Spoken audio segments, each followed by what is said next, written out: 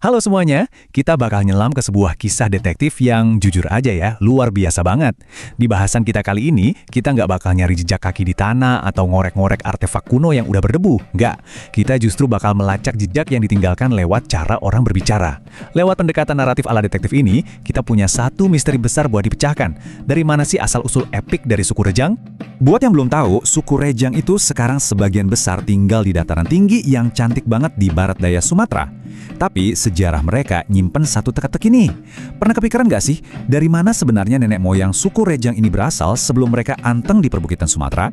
Nah, jawabannya ternyata nggak bisa kita temuin cuma dari ngelihat peta modern. Kita harus gali lebih dalam, benar-benar ngelihat jauh melampaui apa yang kelihatan di permukaan. Bagian 1. Bahasa sebagai mesin waktu. Jadi, buat mecahin misteri ini, kita bakal pakai bahasa itu sendiri sebagai mesin waktu kita. Ini ngebawa kita ke konsep yang namanya bahasa purba atau proto-language. Bayangin, para ahli bahasa ini tuh kayak detektif genetik. Mereka pakai kosakata sehari-hari layaknya DNA buat merekonstruksi bahasa-bahasa yang sebenarnya udah lama mati. Dengan ngamatin perubahan suara yang teratur di berbagai daerah, kita literally bisa muter balik waktu. Kita bisa nyusun lagi gimana cara nenek moyang ngomong dan pada akhirnya melacak rute migrasi manusia itu sendiri. Keren banget kan? Coba deh kita lihat buktinya langsung. Kalau kita bandingin kata-kata sehari-hari dari berbagai bahasa, mulai dari bahasa Rukai di Taiwan, Tagalog di Filipina, Rejang di Sumatera, Samoan di Pasifik, sampai Malagasy di Afrika, kalian bakal lihat pola yang bikin merinding. Perhatiin kata lima atau mata. Bunyinya nyaris identik, padahal jarak geografis mereka tuh masif banget. Data ini ngasih konfirmasi buat hipotesis ahli bahasa Richard McGinn kalau bahasa Rejang itu anggota sah dari keluarga bahasa Austronesia dan subkelompok Melayu Polinesia. Jadi mereka ini bagian dari keluarga super besar yang tersebar di separuh bola dunia. Bagian 2. Rawas, akar Rejang di Sumatera. Setelah kita tahu keluarga besarnya, sekarang kita zoom in ke Pulau Sumatera dan teliti 5 dialek modern bahasa Rejang. Perhatiin wilayah Rawas yang letaknya tuh jauh banget di pedalaman, tepatnya di hulu Sungai Rawas. Di dunia linguistik sejarah, ada satu aturan main yang kuat banget. Populasi yang rajin pindah-pindah, bahasa mereka bakal lebih cepat berubah. Sebaliknya, populasi yang anteng menetap di pemukiman asli, bahasanya berubah lebih lambat. Jadi, dialek yang paling konservatif atau jarang berubah, kemungkinan besar adalah titik nol pemukiman pertama mereka. Dan tebak, dialek Rawas ini terbukti jadi yang paling konservatif. Dialek ini masih mempertahankan bunyi-bunyi kuno yang diwariskan langsung dari bahasa Melayu Polinesia purba. Contohnya, akhiran kuno huruf L. Di Rawas, orang nyebut kelapa itu niol, dan telur itu tenol. Tapi kalau kalian dengerin dialek Rejang lainnya, bunyi kuno ini udah hilang dan berevolusi jadi bunyi A, jadinya nioa dan tenoa. Rawas ini ibarat menara suar yang nyorot ke masa lalu, ngasih bukti kuat kalau tempat inilah titik awal pemukiman Rejang di Sumatera. Terus mari kita amatin gimana bahasa ini berevolusi waktu ada kelompok yang mulai merantau ninggalin hulu Rawas ke tempat lain. Dari bahasa Rejang purba yang direkonstruksi, yang by the way mirip banget sama dialek Rawas tadi, kita nemuin diftong kuno kayak daniu buat danau dan pisiu buat pisau. Tapi di dialek Lebong zaman now bunyinya udah bergeser jadi daneu dan piseu. Evolusi suara ini jadi bukti fisik pergerakan manusia loh. Seiring orang-orang merantau keluar dari Rawas, cara mereka ngomong secara alami bakal berubah dan berkembang. Oke, sampai sini kita udah ngunci Rawas sebagai lokasi hunian paling tua di Sumatera. Tapi, tunggu dulu, cerita kita belum selesai. Ini justru mancing pertanyaan yang lebih besar, yang bikin penasaran. Kalau emang perintis pertama ini mendarat dan bikin rumah di Rawas, dari belahan dunia mana sih mereka mengarungi lautan sebelumnya? Bagian 3. Kejutan kekerabatan dari Kalimantan. Buat jawab dari mana mereka berlayar, secara mengejutkan hipotesis linguistik ngasih kita sebuah plot twist geografis. Kita harus nyari jawabannya jauh keluar Sumatera. Dan ternyata, kerabat yang hilang ini bukan ada di daratan Asia, melainkan di Kalimantan Utara. Tepatnya di wilayah selatan kota Kuching modern.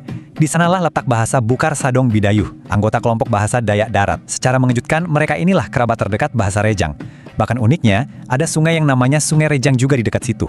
Bukti kalau mereka bersaudara ini benar-benar nggak terbantahkan. Perhatian deh, gimana bahasa Rejang dan Bukar Sadong punya mutasi suara purba yang berevolusi barengan secara eksklusif. Kata Melayu Polinesia purba danau bermutasi jadi diftong berakar iu di Rejang dan bentuk serumpunnya di Bukar Sadong. Terus, kata purba apui atau api itu bertahan nyaris tanpa ubahan sejak 6.000 tahun lalu. Kata ini diwarisi utuh jadi upui atau apui, dan spesifik cuma ada di kedua bahasa ini aja. Jadi poin krusialnya, ini absolutely bukan kebetulan semata. Bukti evolusi yang paling bikin melongo adalah apa yang terjadi sama akhiran A. Kata purba, mata, berubah jadi mate. Dan 5 jadi lime, baik di Rejang maupun Bukar Sadong. Dan yang lebih gila lagi, perubahan ini dibarengin sama pergeseran tekanan atau stres pengucapan ke suku kata paling belakang. Jadi ngomongnya bukan mate, tapi mate. Ini tuh mutasi yang super kompleks dan spesifik. Mustahil banget hal kayak gini terjadi karena kebetulan doang di dua tempat yang dipisahin lautan. Ini fix buktiin kalau mereka berbagi DNA linguistik yang sama persis. Dan asal kalian tahu, bukan cuma bunyinya aja yang sama loh, tata bahasanya pun saling ngunci ibarat saudara kembar. Dua-duanya udah kehilangan awalan tertentu, kehilangan kasus pada kata ganti orang, dan yang paling mantap, mereka pakai kosakata fungsional spesifik yang direkonstruksi dari bahasa ibu yang sama. Contohnya, mereka berdua pakai kata kedu buat nanya berapa, tang untuk di, dan ip untuk mana. Bukti tata bahasa ini makin mengukuhkan solidnya subkelompok bahasa Rejang Bukar Sadong Purba. Bagian 4. Migrasi lintas pulau yang epik.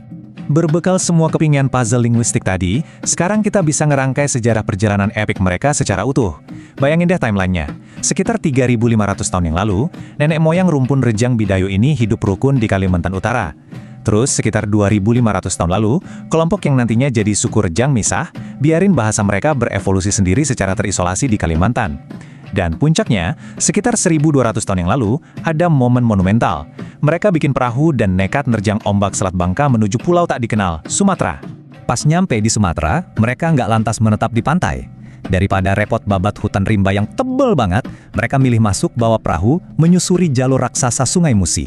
Waktu ketemu percabangan, setengah dari rombongan belok nyusurin Sungai Rawas, terus sampai ke hulu, dan jadilah mereka penduduk tertua di sana. Nah, rombongan satunya lagi milih lanjut jalan darat, ngikutin rute gajah yang alami, nembus perbukitan, sampai akhirnya nemuin tanah lembah yang super subur di Lebong. Sejarah sosiologis pulau itu nyatet sesuatu yang menarik banget. Pelopor Rejang ini ternyata menempati wilayah pedalaman dan dataran tinggi Sumatera jauh sebelum ada orang lain yang menghuni kawasan itu. Gak lama setelahnya, barulah pelopor Melayu datang menyusul. Tapi mereka ini lebih milih menetap di area dataran rendah pesisir. Pola kuno ini luar biasa loh, karena dengan sempurna ngejelasin kondisi hari ini. Kenapa wilayah rendah pesisir didominasi orang Melayu, sementara suku Rejang mantap jadi orang pegunungan, penghuni dataran tinggi yang tangguh. Beda-beda luar biasa ya kan? Bayangin aja, fakta bahwa kata-kata sesimpel yang kita ucapin pas sarapan, kayak kata mata, api, atau kelapa, ternyata bisa bertahan layaknya kapsul waktu. Kata-kata itu bisa kita rekonstruksi buat metain rute perahu leluhur dari 1.200 tahun yang lalu dari Kalimantan ke pedalaman Sumatera. Fakta ini bikin kita mikir keras nih. Kalau sejarah epik suku Rejang aja bisa terungkap cuma dari ngelacak kata, rahasia besar apa lagi ya tentang asal-usul nenek moyang kita yang saat ini masih ngumpet, nunggu buat dibongkar dari bahasa ibu yang kita pakai setiap hari. Pasti banyak banget. Makasih ya udah nemenin saya nyusurin jejak detektif linguistik di bahasan kita kali ini.